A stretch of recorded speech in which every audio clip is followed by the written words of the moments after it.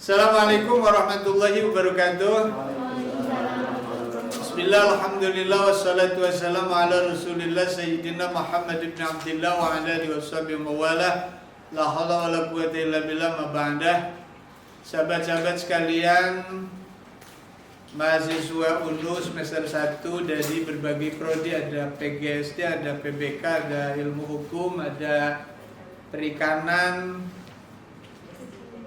STI yang belum bisa hadir pada siang hari ini. Ada sih ya. Oke. Pada pertemuan yang kedua ini, sebagaimana tadi Al-Fakir sampaikan dalam mukaddimah di awal, pertemuan kita via Zoom-nya hanya 30 menit sementara ini ya. Bisa nanti kita bagi 30 menit, kalau memungkinkan bisa 20 menit sebagai prolog, 10 menit kita dialog, 20 menit monolog, 10 menit dialog. Tapi kalau tidak memungkinkan, dialognya pasca ditutup kita upline ya dialog. Sebab tidak memungkinkan kapasitasnya, kapasitas waktu baterainya. Sahabat-sahabat sekalian yang dibanggakan, materi yang kedua tadi judulnya sudah disampaikan, NU dan realitas Islam di Indonesia. Ya.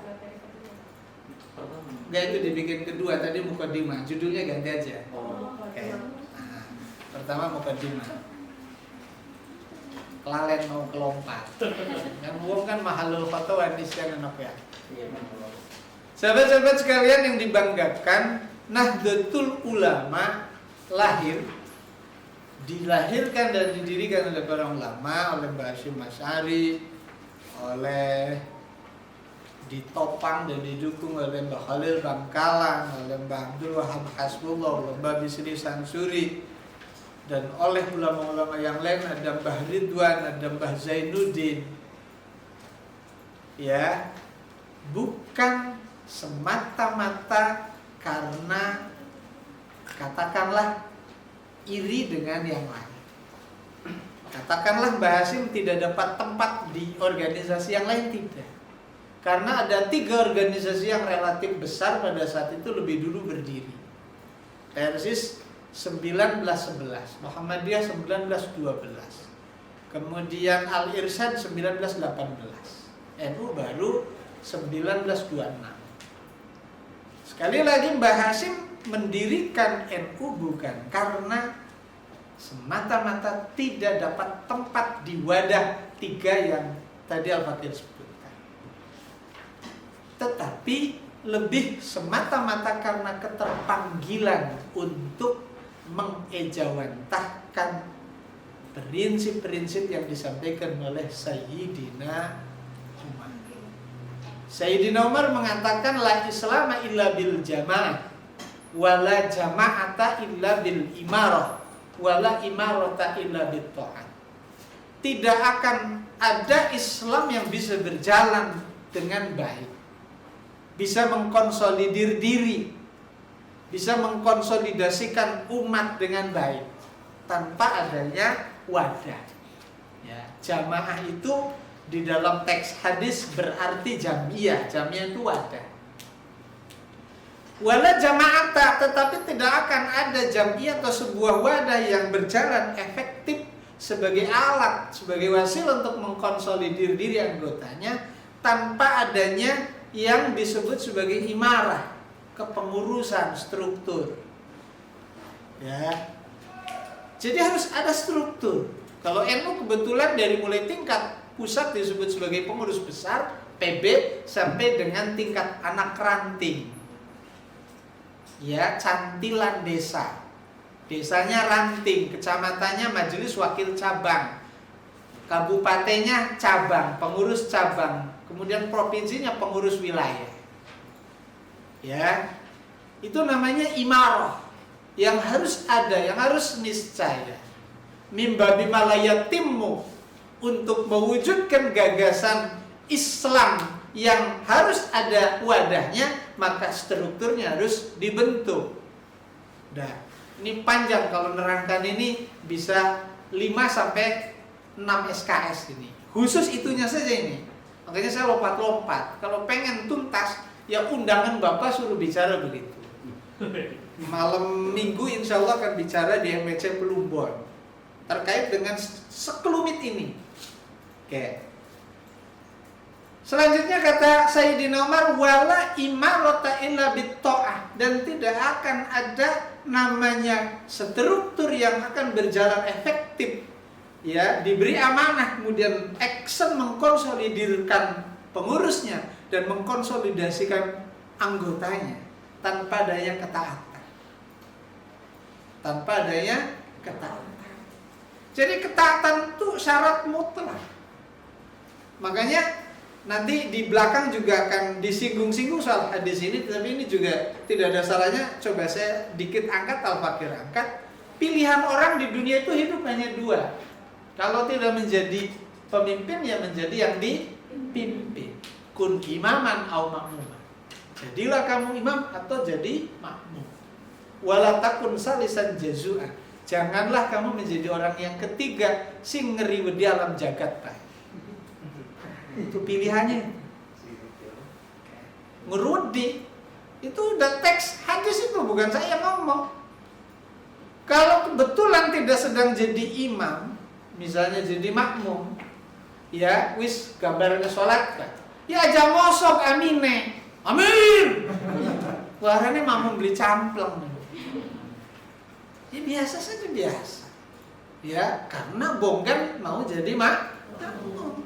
Kalau kamu ngerasa pinter, kalau ngerasa kemudian kamu punya kompetensi, punya kalau ya jadi imam sok kalau bisa. Kan gitu kira-kira logikanya. Ini yang tadi Bapak coba kembangkan dari kalimat taat. Karena jadi makmum ya harus taat. Tidak boleh kemudian macam-macam. Termasuk jadi istri, jadi makmum harus taat sama suami ini, calon-calon istri. Harus taat, jangan macam-macam. Beda kemudian duitnya lebih gede, macam-macam kalau suami. Kenapa dari awal mau dengan si A? Tadinya sih baik banget sih Pak. Ya makanya kamu istikharah dulu, minta baik dan buruk sama Gusti Allah. Sekarang Pak lah kamu.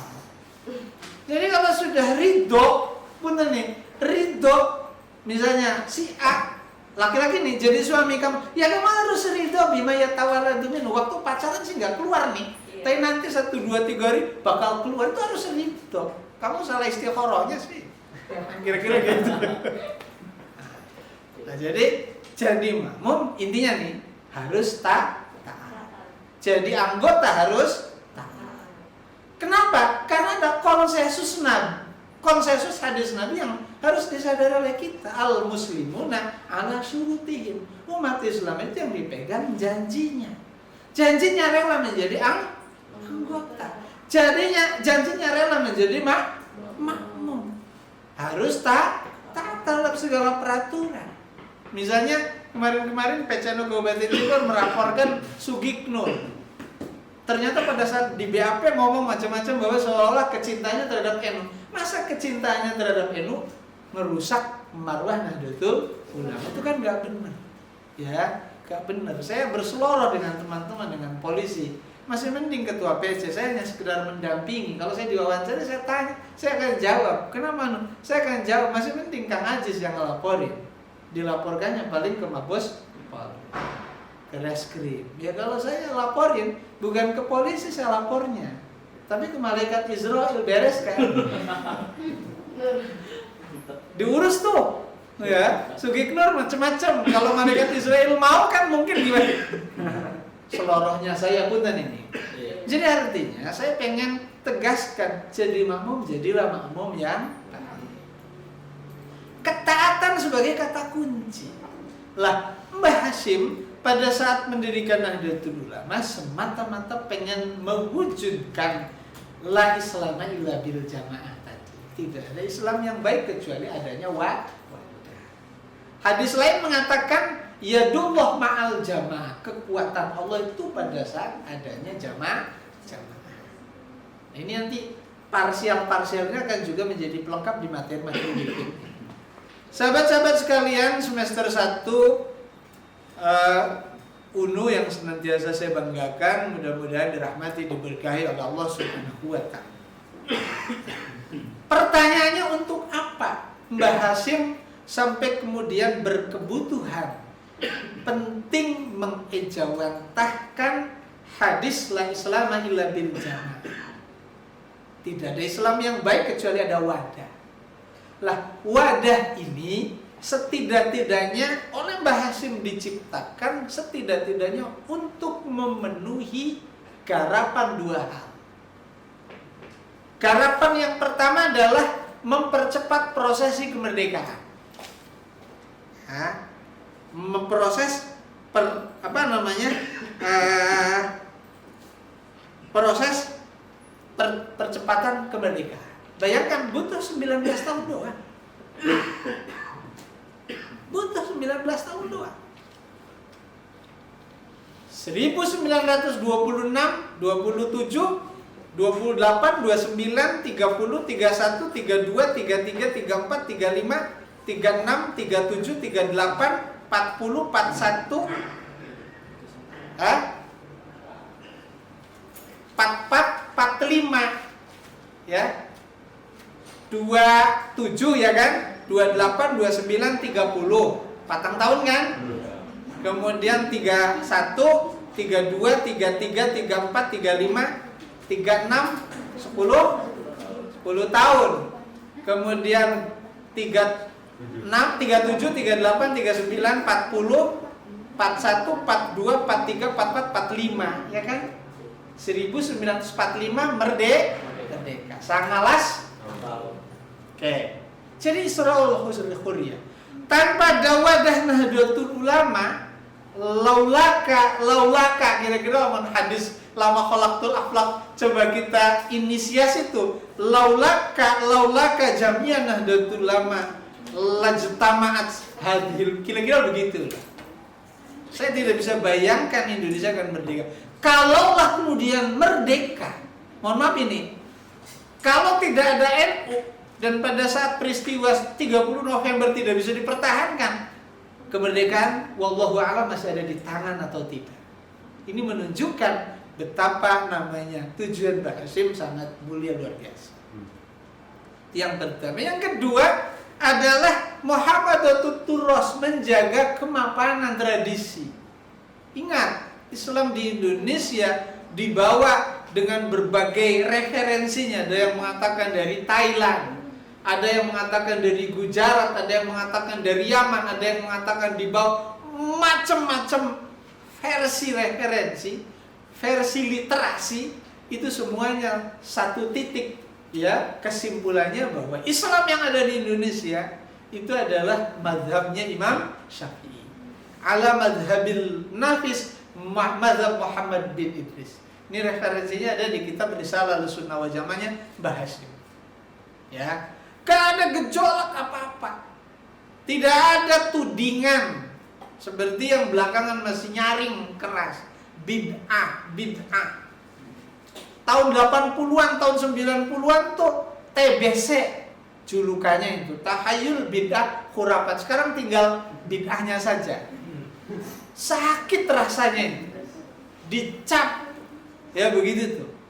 Lah makanya kemapanan tradisi yang sangat luar biasa di tengah gencarnya gunjingan, ujaran yang tidak menyenangkan dan itu butuh dinetralisir.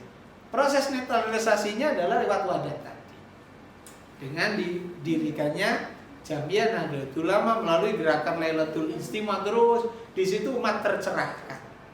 Ya, di samping dalam konteks konsolidir diri bagaimana melawan penjajah, sekaligus pada saat yang sama juga memberi pencerahan terkait dengan upaya kelompok tertentu yang notabene dibackingi Belanda agar tetap terjajah, itu kemudian tidak terpengaruh. Kan talbisul ummah. Apa sih yang sekarang macam-macam?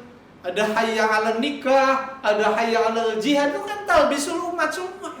Membuat umat bingung, membuat umat kacau, mindsetnya kacau, bla bla bla bla, takbir semangat teman. Itu kan begitu semua.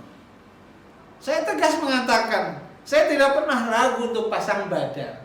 Saya tidak pernah kira-kira mundur kalau harus berdebat dengan yang seperti catatan tidak pakai okol, tapi pakai hati dan pakai akal. sok ning dijarke. Dan seterusnya. Ya, tidak benar.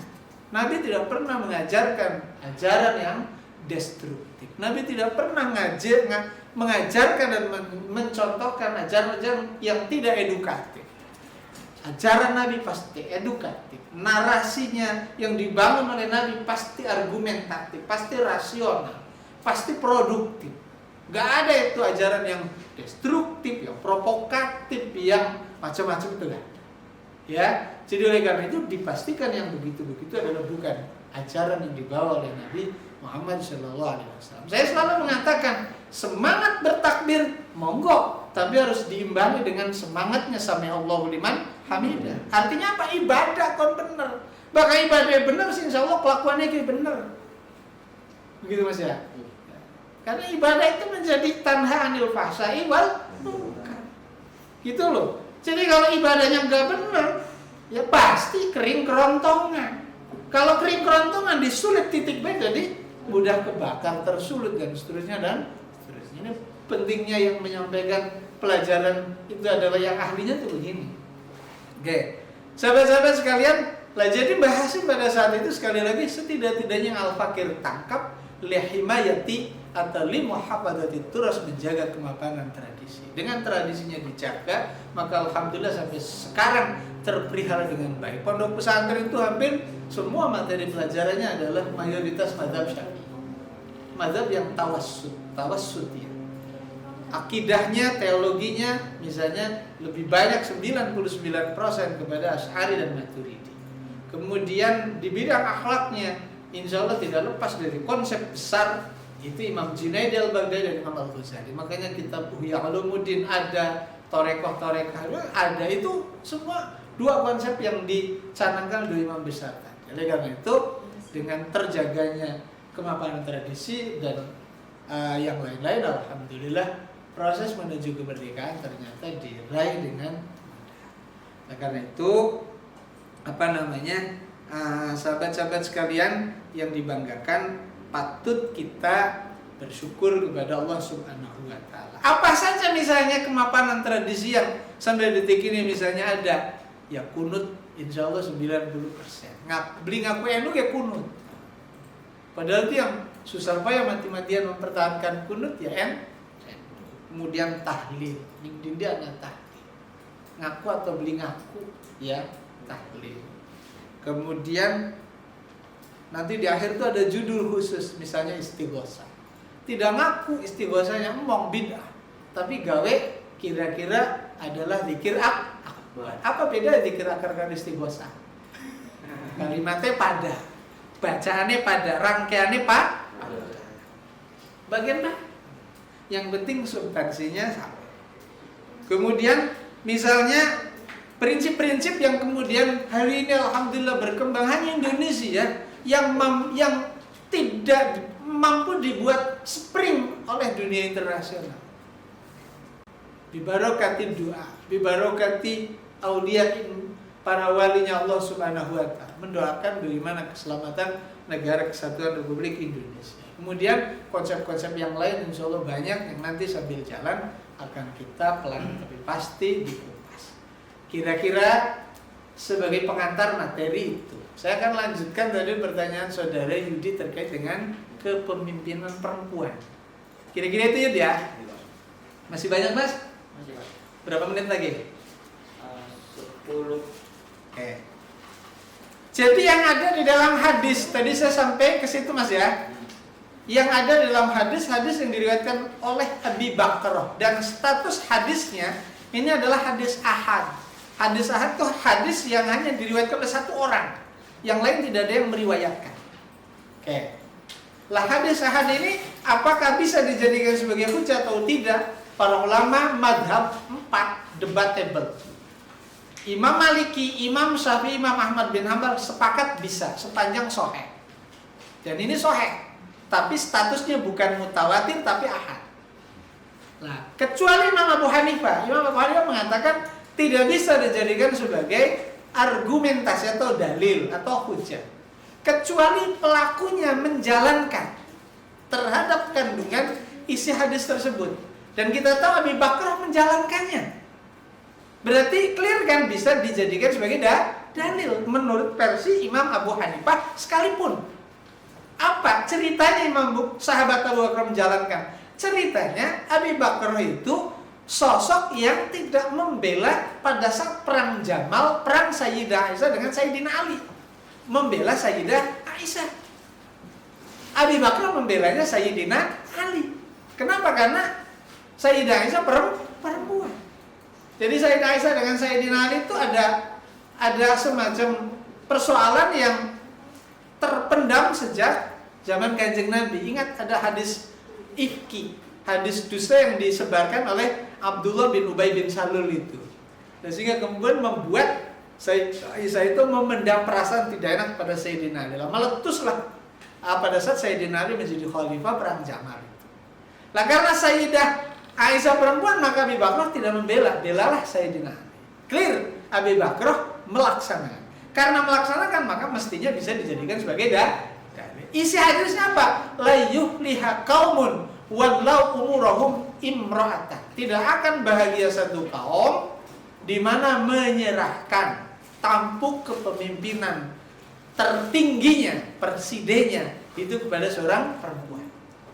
Ya, jadi sekali lagi adanya di dalam hadis. Yang kedua, hadis ini bermakna bahwa yang dimaksud adalah kepemimpinan tertinggi. Bukan gubernur, bukan bupati, bukan camat, bukan kepala desa. Tetapi kemampuan tertinggi. Yang dimaksud kemampuan tertinggi yang kemudian berefek kurang barokah itu apa? Sosok yang menjadi single mutlak. Punya hak prerogatif penuh. Mengganti apa. Itu kan presiden kalau dalam konteks Keindonesiaan. Itu kira-kira. Jadi kalau tadi pertanyaan dasarnya adalah bagaimana pendapat para ulama, tadi saya pikir sudah disinggung dikit-dikit ya. Itu gambaran realitas pandangannya menurut para ulama. Makanya para ulama yang mencoba berpandangan memperkenankan itu seringkali menggunakan pendapatnya Imam Abu Hanifah sepotong, yaitu tidak dilanjutkan, yang penting rawinya mengamalkan. Padahal Imam Abu Hanifah tidak pakai itu sebagai dalil itu pada saat rawinya tidak mengamalkan. Padahal Abi Bakar mengamalkan. Lah, sepotong dari pernyataan Imam Abu Hanifah dipakai sebagai argumentasi oleh kalangan yang menjadikan hadis ini sebagai dalil. Ya, jadi realitasnya begitu dan hampir tidak ada kecuali di negara-negara Timur Tengah saja. Di negara Timur Tengah juga tidak mutlak. Misalnya di Bangladesh Perdana Menteri masih ada. Kan sistemnya bukan sistem parlementer. Ya. Kemudian misalnya kalau di negara-negara yang bukan negara Islam sih ngapain kita pikirin? Gak usah ditanyakan gitu ya. Tidak menggunakan. Yang ditanyakan apa ya? Dari konteks tadi kan ada perempuan diperintahkan oleh agama untuk menutupi diri dari orang-orang selain mahramnya. Sedangkan pemimpin seharusnya sangat terbuka terhadap orang yang dipimpinnya untuk menyelesaikan permasalahan yang mereka hadapi. Tentu ketika wanita memimpin, dua aturan yang ditetapkan oleh syariat ini akan sulit untuk diterapkan. Ditambah lagi, ketika seorang perempuan sedang mengalami menstruasi, ternyata menurut satu penelitian disebutkan bahwa daya pikir perempuan ketika menstruasi itu akan melemah. Itu menjadi pertimbangan juga, Pak. Wis, ini pengacara mengenen sih bagus. Muka belarapan bela artis-artis kamatron. Gini Yun, jadi saya sepakat bahwa perempuan punya segudang keterbatasan. Apakah pada saat berhalangan dengan konsekuensi cara berpikirnya yang tidak maksimal, apakah pada saat emosinya lagi tinggi, daya pikirnya juga tidak akan maksimal. Makanya Amerika tidak pernah ada dalam sejarahnya wakil presidennya sekalipun dari perempuan. Karena Amerika itu adalah negara yang bukan Islam, tetapi paling konsekuen, paling takut dengan hadis la yuflihatan. Yang pertama, yang kedua, ilmu psikologinya perempuan matang betul dipakai oleh negara Amerika. di mana mereka beranggapan bahwa dengan distabilitasnya cara berpikir perempuan pada saat-saat tertentu, khawatir kalau kemudian menjadi panglima tertinggi karena presiden, kemudian menjat tombol di Pentagon, kiamat sugro. Ya itu dipencet tombolnya, tombol nuklirnya misalnya, dari satu ruangan di Pentagon atas nama sebagai presiden misalnya, yang padahal mentalnya lagi turun gara-gara perempuan, apa tidak bahaya itu? Lah itu Amerika menyadari itu. Karena itu tidak pernah jadi calon yang kebetulan ada perempuannya. Baik presidennya seperti zaman Donald Trump berlawan dengan Hillary Clinton maupun sebelum-sebelumnya, meski wakil sekalipun. Kenapa wakil sekalipun tidak jadi? Karena khawatir presidennya mangkat dalam undang-undang itu, kemudian wakil presiden naik menjadi presiden. Itu kira-kira maksudnya. Salah. Jelas ya?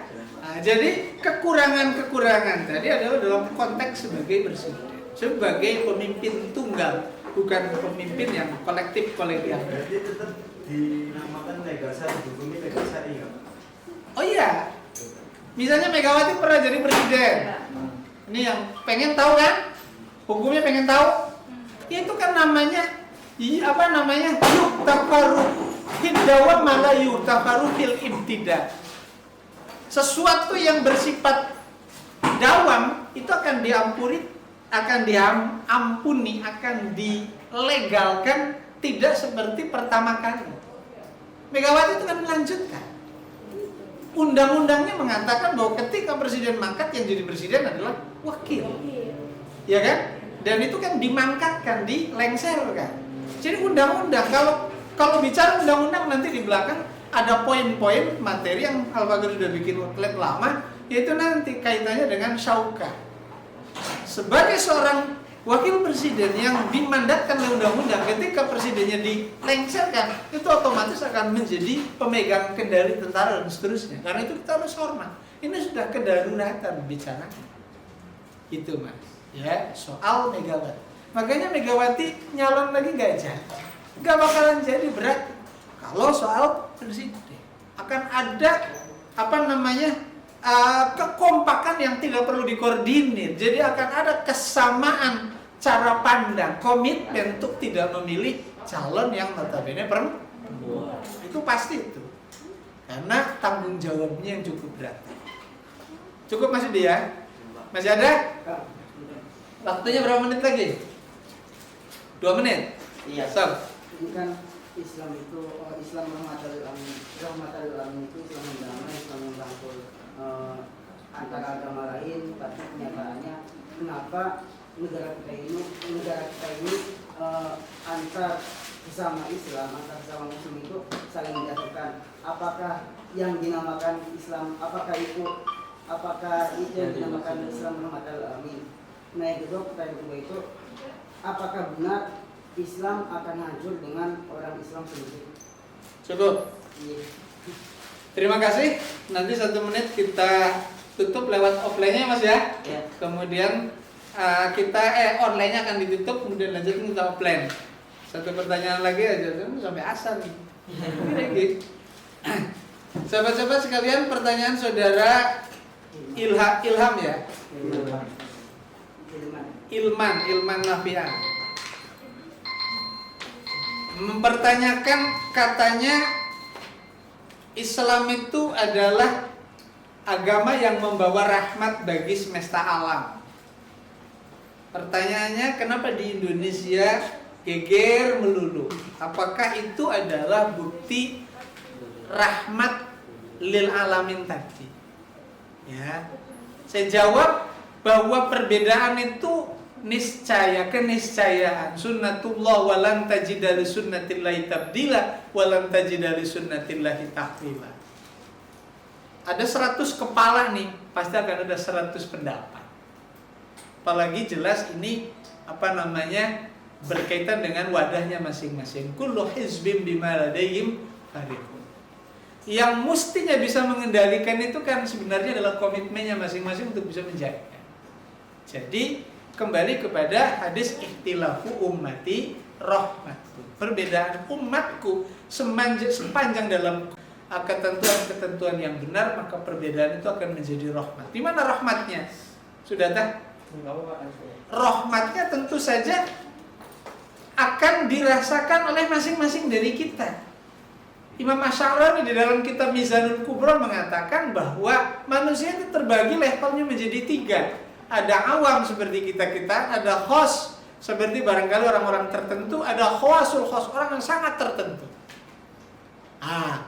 Lah, setiap perangkat instrumen hukum dari Allah itu tentu juga akan dibedakan antara satu level dengan level yang lain. Nah, dengan perbedaan itu maka kita diuntungkan. Kita yang level awam misalnya akan diuntungkan dengan instrumen yang diperuntukkan untuk awam. Orang tertentu yang levelnya tertentu, tentu instrumennya harus pakai instrumen tertentu dan seterusnya dan seterusnya. Itulah rahmat yang dimaksud di dalam hadis ikhtilafu ummati rahmat.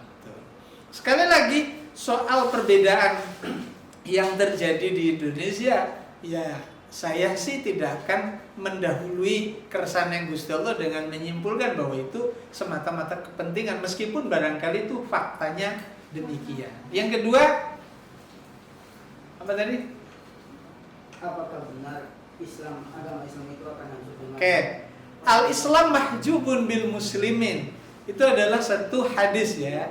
Islam itu akan rusak dengan orang Islam sendiri. Kalau bukan kita, nggak bisa. Irak habis itu pada saat dibombardir oleh sekutu. Itu kalau tidak diberi oleh Turki pangkalan militer Amerikanya, oleh apa? Kuwait, yang nggak bakal bisa menghancurkan Irak. Mohon maaf ini, udah nggak usah jauh-jauh. Ya Ilham, kalau dalam konteks yang sangat terbatas saya bicara Nahdlatul Ulama yang mahjubun bin nadi. Itu rawedeng rayunya juga banyak gitu. Ya kan gitu. Jadi yang perlu kemudian kita pelajari secara bersama-sama komitmen tadi. Komitmen akan ketentuan-ketentuan yang telah disepakati sebagai sebuah perjanjian bersama. Nah itu yang jarang. Yang kita kadang abai terhadap itu. Makanya kemudian ketentuan Allahnya menegaskan tadi akan rusak itu ya dari orang dalam. Ya, tidak usah nuding ke orang lain. Ya, kan satu. Kalau ke diri kita berapa itu? 3 kan? Jadi jangan nuding orang lain dulu, mari kita introspeksi saja lah. Kita menjadi mahjub apa bukan? Kalau kita menjadi mahjub ya segera kita kemudian sadar. Kalau kita tidak menjadi bagian yang menggerakkan, ya ayo kita lanjutkan dan seterusnya dan seterusnya. Jadi kalau tadi pertanyaan benar nggak? Betul. Ada banyak contoh, ada banyak bukti konkret. Indonesia ini insya Allah akan menjadi mentas menjadi negara maju, bukan terus-menerus menjadi negara berkembang kalau rawedeng rayunya tidak membuat ulah terus-terusan. Ya. Ngerti rawedeng itu? Dari dulu itu begini dan seterusnya. Jadi sulit karena ada berbagai campur aduk kepentingan yang mengakumulasi menjadi tadi. Kira-kira ketinggalan ya, gimana? Masih ada? Tak cukup? Kira-kira ini disakeng. Pur, cuman yang pur. Ya, satu lagi ya. Terkait materi Pak. Oh, maaf Pak. Bagaimana kalau saya coba nanggapin, saya coba bertanya. Saya ada pertanyaan yang lebih ke konteks tadi. Boleh, yang tadi kan Bapak udah bilang nggak apa-apa banyak pertanyaan. Oke, mangga. Terhadap materi yang ada silakan. Saya ada yang materi. Bapak tadi kasih cuma satu lagi kan, saya coba minta. Oke. Maaf ya Mas. Nah, tadi saya tangkap yang dari Bapak. Oh ya, pertama saya Budi Joyo, saya dari Fakultas Hukum. Dari mana Mas? Dari Cirebon. Cirebonnya mana? Kesepuhan. Oh, Kesepuhan. Oke Mas. Ya, saya mau tanya Pak, apakah Mbah Hasim selaku pendiri UNU dia melihat ketika sebelumnya kan ada 3 yang organisasi yang sudah ada dan dia mendirikan, apakah dia melihat adanya ketidaktaatan dari pengurus-pengurus ataupun jamaah dari ketiga itu Pak, sampai akhirnya dia bikin UNU? Cukup. Terima kasih Mas Bobi. Saya tidak akan berspekulasi persoalan apakah taat atau tidak taat, ya. Tetapi saya akan mencoba membuat narasi yang agak berbeda ya. Mbah Hasim membuat organisasi Nahdlatul Ulama itu sudah menggunakan dua pendekatan sekaligus. Pendekatan irfani, ilmu pengetahuan yang kasat mata, dan burhani, ilmu yang non kasat mata dari Allah. Ya, banyak itu cerita yang kemudian bisa dijadikan sebagai dalil. Oke. Ya, jadi kalau tadi pertanyaan apakah seperti tadi, saya menangkap bisa iya atau bisa seperti apa Allah. Ya, saya tidak akan langsung 100% menjustifikasi. Lah, saya ambil contoh kenapa bisa iya. Ini punten ya. Nah, hanya NU Mas Bobi yang sejak berdiri sampai detik ini bagan dan segala prinsipnya itu tidak ada yang berani merubah. Meski pada saat NU menjadi partai politik sekalipun. Karena NU sempat menjadi partai politik di awal-awal kemerdekaan. Sampai kemudian fusi dengan P3 dan kemudian kembali ke Hito ke 82 1982 di Situbondo.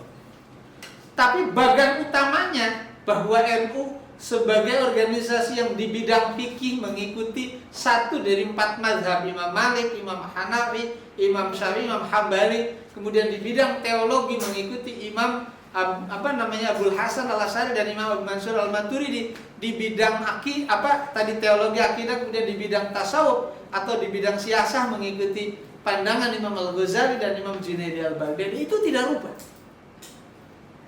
Mohon maaf ini. Sampai berganti-ganti kepemimpinan sampai sekarang, sampai kemudian berbagai macam tudingan yang dialamatkan kepada kita, secara de facto bagan tidak berubah. Gak ada yang berani merubah. Saya pikir itu adalah bukti akan konsistensi komitmen kita menjaga apa yang telah tadi pada tetapkan. Tetapi mohon maaf, misalnya Muhammadiyah. Muhammadiyah itu pada saat awal-awal zaman Kiai Muhammad Dahlan awal-awal sama persis dengan NU Bobi. Ada tarawihnya 20, ada kunut, pada saat mau sholat pakainya ya tetap usolli, kemudian yang lain-lain persis sama. Ada kitabnya itu, silakan tanya kepada cucunya Ki Ahmad Dahlan di Jogja masih ada, kitabnya ada. Yang kedua, karena memang gurunya sama, gitu loh. Mbah Hasim dengan Ki Ahmad Dahlan itu gurunya sama, sama-sama belajar pada satu ulama. Tetapi setelah peninggal beliau pada periode kepemimpinan ketiga, kalau tidak salah pada saat kepemimpinan Ki Mas Mansur di Muhammadiyah itu dibentuklah lembaga namanya Majelis Tarjih.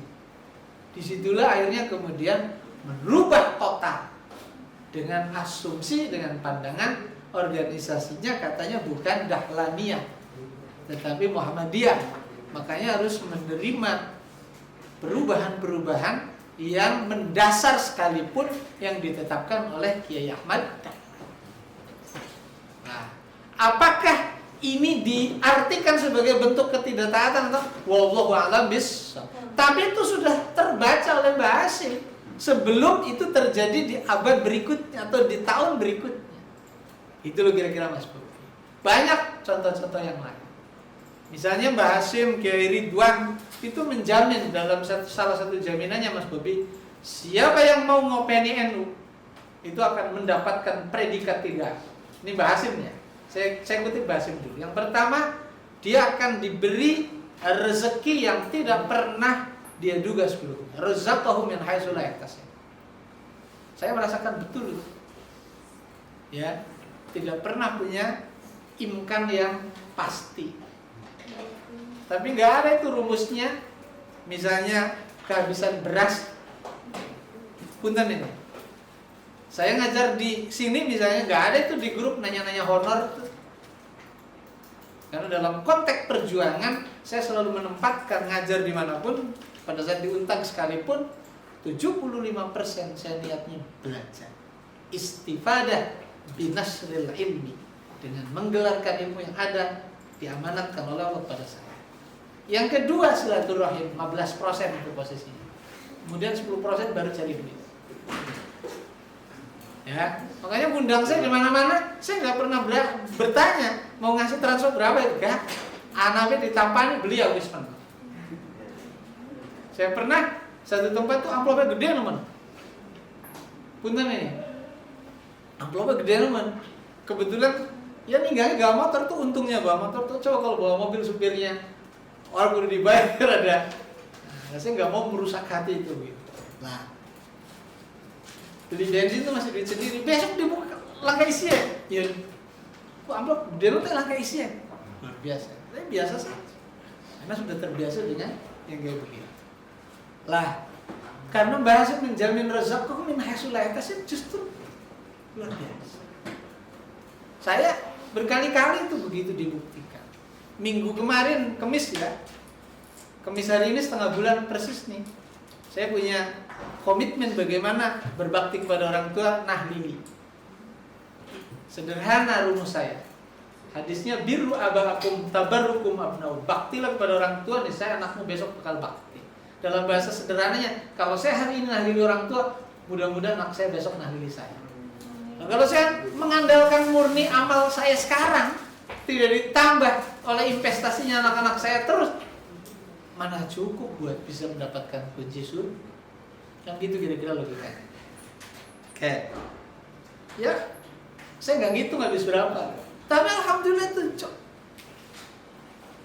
ya, ada banyak peluang, ada banyak jalan. Saya kemarin jadi ngisi di webinar seminar nasional, misalnya mewakili ulama dengan Kemeninfo bekerjasama dengan Komisi 1. Ya kali ganeka, luar biasa. Itu yang disebut memetik.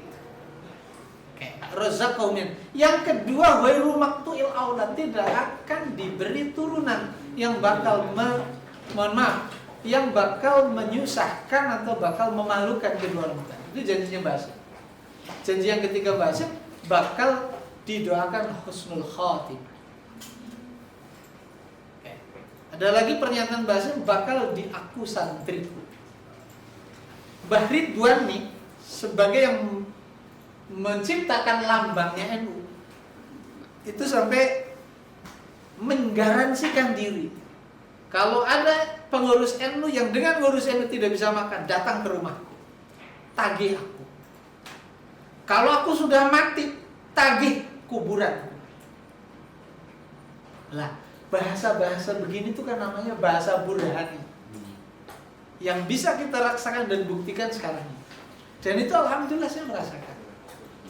Kira-kira gitu ya. Oke. Ada banyak lagi yang lain-lain yang tidak bisa cerita dalam ruang dan waktu yang cukup terbatas ini. Kira-kira itu? Menanggapi yang tadi disampaikan, yang dimaksud ilmu kasat mata itu bagaimana? Apakah bisa dikatakan ilmu laduni apa yang lain? Ya, burhan itu ilham minallah. Ilham minallah. Saya sering merasakan itu. Kalau mungkin dalam Al-Qur'annya wattaqullaha wa yu'allimukum, Allah ngasih tiba-tiba. Saya sering baca kitab. Saya itu kan kalau baca kitab, kapan mutolaahnya? Waktunya begini di jalan terus. Baca kitab ya kitab langsung yang kosong, anyar. Sulit nih. Bolak-balik. Seret datang bisa jalan. Bukan dikatakan ilmu laduni. Ya, bisa jadi itu namanya kan kalau laduni istilahnya disebut mauhibi. Pemberian. Orang tadinya nggak bisa ngapa-ngapain kemudian jadi bisa. Itu namanya mauhibi. Tapi ilmu laduni sekarang masih di zaman sekarang tuh masih ada. Masih. Gus Koyum itu laduni. Beliau tidak pernah ngaji belajar seperti saya. Saya ini tahunan mondok, malah setahun lu mondok mutohari. Ya. Tapi Gus Koyum ning kamar saja belajarnya sama bapaknya doang. Tapi luar biasa penguasaan terhadap sejarah dan ilmu tafsir itu ya. Tapi yang saya katakan tadi konsep burhani begini. Konsep Burhani ini siapa nih yang bakal jadi presiden 2024 itu kalau orang-orang tertentu dengan ilmu Burhaninya sudah tahu. Itu yang saya maksud. Para ulama pada saat menyusun kitab nih, saya kasih tahu bocoran dikit aja. Itu ilmu Burhani sudah ada.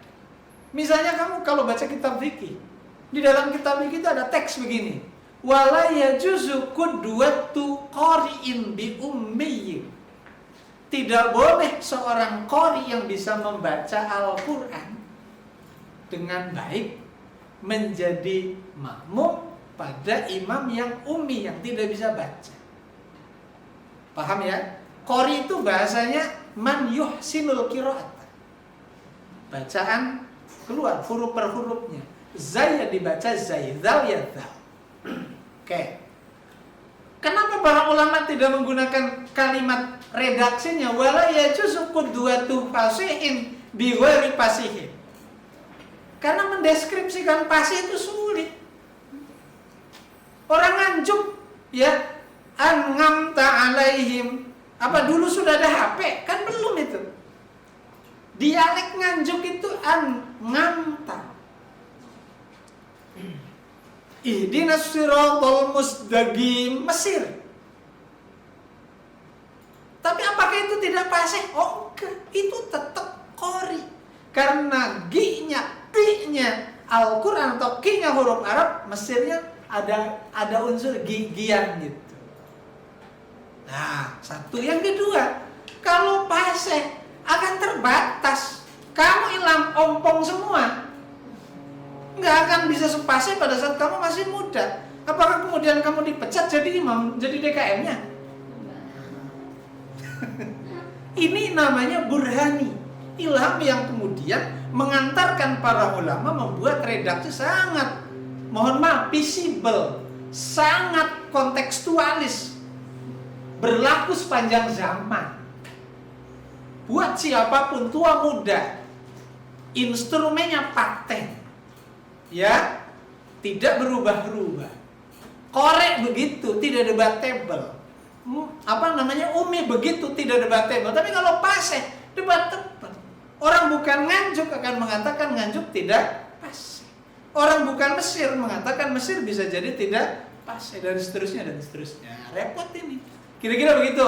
Ya, yang saya maksud Burhani. Cukup ya? Ya, bisa nanti kita diskusikan pertemuan lanjutan, Mas ya.